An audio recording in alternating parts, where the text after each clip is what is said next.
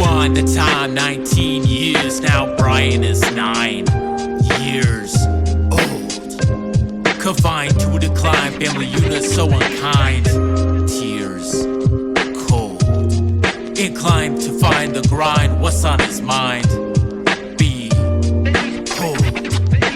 No one would provide enough to stuff this poor boy, he's famished. His mama's addicted to smack and his sperm donor vanished. After his big mama died, no one supplied him with domicile. He cried, though no longer could abide the law. Meanwhile, emaciated and necessitated that he steal food to survive. He surmised that he would have to hustle to stay alive in the long term, but it took a wrong turn at age 10. He was finally making dough selling blow, but just then a deal gone wrong. It took real long for him to recover. He was hospitalized. It didn't take long to discover that in foster care sometimes is neglect and abuse, because in the ICU the police suspected deduced that this kid was living on the street with nothing to eat. So they put him in the system where he could get beat literally every day by some bum who just wanted a check from the state. But fate would have it that his neck got broke from a fall down the stairs, and there's one clue who committed it and motivated it. A kid who knew that the violence and hate would escalate steadily,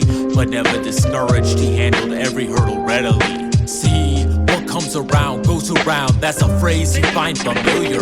Crime and poverty are tragic, but one thing I find peculiar is how we set the context and wash our hands of the consequences.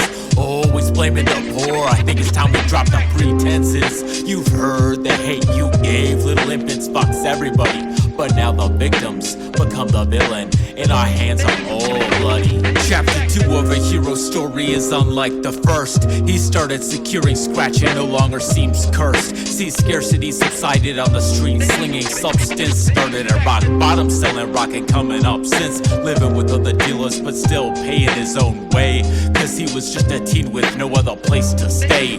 After 5 years in the game, his bankroll got swole. No longer a victim, he was finally in control, but a hole in his soul took his toll until he found his pops, a man in a cell who was a victim of the cops. He was serving time for a victimless crime, 10 years, convicted by a jury made of none of his peers. Now that's not justice, and that explains his absence, and Brian has been paying the price for it ever since. But now he can begin healing, and love is a feeling that he finally understands, and he finds it appealing. So now he's got a girl that he can respect and cherish and care for until the day that he should perish. They went for a walk and got stopped by the cops, the same kind of harassment that brought down his pops. Brian got shackled without reason, just like enslavement. He surrendered peacefully as they slammed him on the pavement. The cops gapped his girl just for witnessing and shrieking.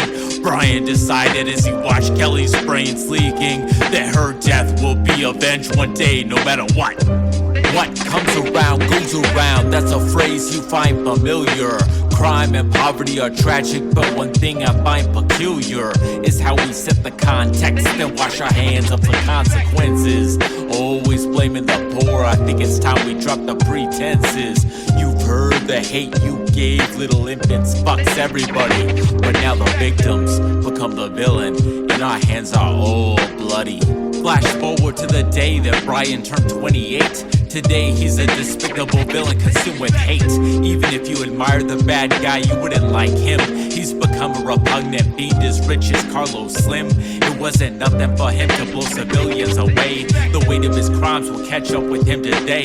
He was getting raided by the entire department. He spied them on his monitors and deployed a compartment, granting access to his arsenal of guns and grenades, a suitable stockpile in preparation for raids. He had an army of henchmen to fight by him in war. A dozen bodies hit the floor and still more in store.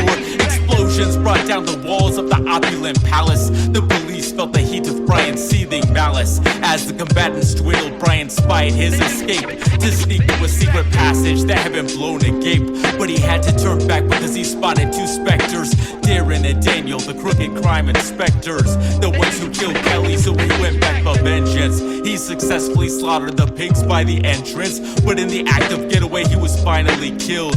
Still I weep for him when his blood was spilled, because it wasn't his fault, we all made him this way. Say, what comes around goes around, that's a phrase you'd find familiar. Crime and poverty are tragic, but one thing I find peculiar It's how we set the context, then wash our hands of the consequences. Always blaming the poor, I think it's time we drop the pretenses. You've heard the hate you gave, little infants fucks everybody. But now the victims become the villain, and our hands are all bloody.